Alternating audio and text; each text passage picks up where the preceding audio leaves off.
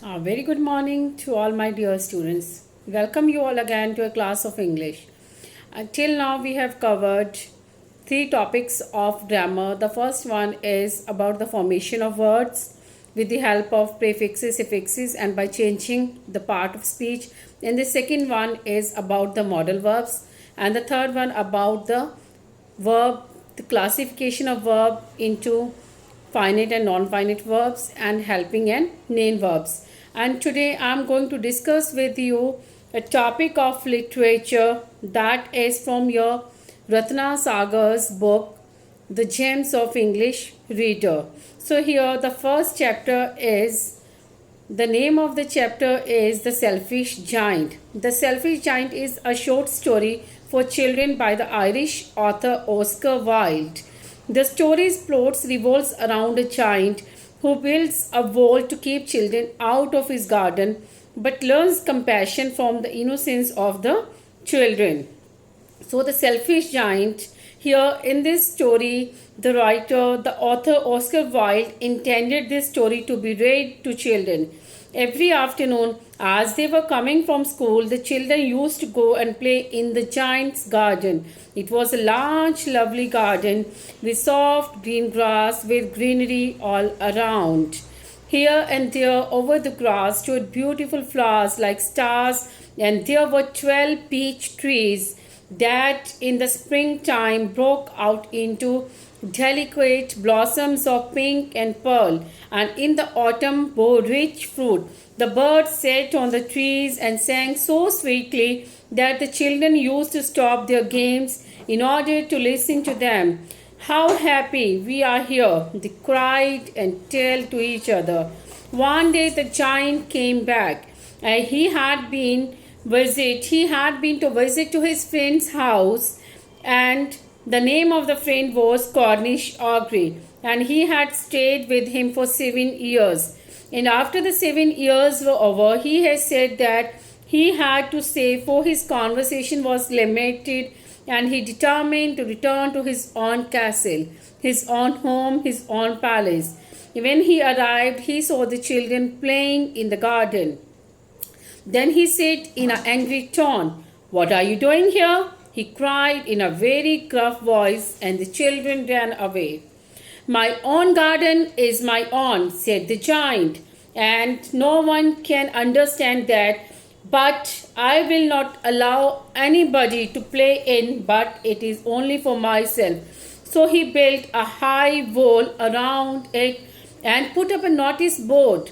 Trespassers will be prosecuted. Trespassers will be prosecuted. If anyone will cross the wall and will try to enter the garden, then the violators will be penalized. He was a very selfish giant. The poor children had now nowhere to play. They tried to play on the road, but the road was very dusty and full of hard stones, and they did not like it. They used to wander round the rough wall and the high wall when their lessons were over and talk about the beautiful garden inside. How happy we were there, they said to each other. Then the spring came, and all over the country there was little blossoms and little birds. Only in the garden of the selfish giant it was still winter. The birds didn't care to sing as there was no children, and the trees forgot to blossom. Once a beautiful flower put its head out from the grass, but when it saw the little notice board, he was so sorry for the children that it slipped back into the ground again and went off to sleep. The only people who were pleased to see the garden, and they saw the grass with her great white cloak, and the frost painted all the trees silver. People who were pleased were the snow and the frost. "Spring has forgotten this garden," they cried. "So we will live here all the year round."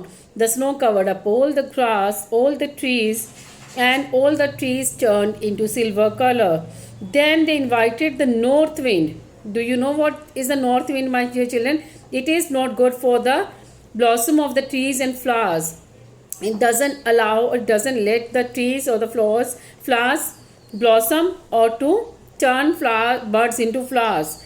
So they all invited the north wind to stay with them, and the north wind came. He was wrapped in furs and he rode all day about the garden. Who is he here? Obviously, the selfish giant. He was wrapped in furs and he coated all day about the garden and blew the chimney pots down. This is a delightful sport, he said. We must ask the hail on a visit. So the hail, even the north wind, called up the hail. Hails are like the small the shards of flour followed by the small pebbles of ice. So the hail also came. Every day for 3 hours he rattled on the roof of the castle till he broke most of the slates, and then he ran round and round the garden as fast he could go. He was dressed in grey and his breath was like ice. Then one day the selfish giant was very worried and he said, I cannot understand why the spring is so late in my garden in coming. And as he sat at the window and looked out at his cold winter white garden, I hoped that there will be change in the weather. But the spring never came, nor the summer. The autumn gave golden fruit to every garden, but to the giant's garden they gave nothing, neither the summer nor the spring. He is too selfish.